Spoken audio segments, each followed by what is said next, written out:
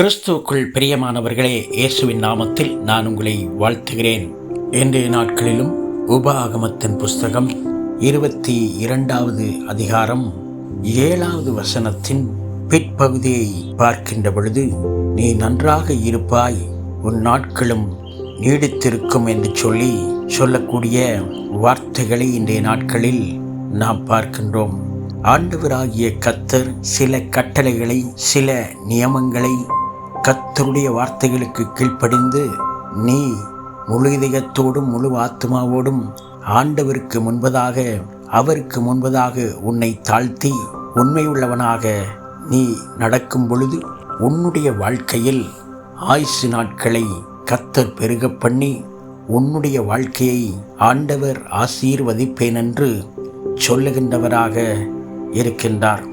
ஆண்டவர் சொல்லும் பொழுது பல கட்டளைகளை, கற்பனைகளை கைக்கொள்ளும்படி பல கட்டளைகளையும் கற்பனைகளையும் கைக்கொள்ள வேண்டும் என்று தம்முடைய பிள்ளைகளுக்கு ஆண்டவர் சொல்லியிருந்ததை நாம் பார்க்கின்றோம்.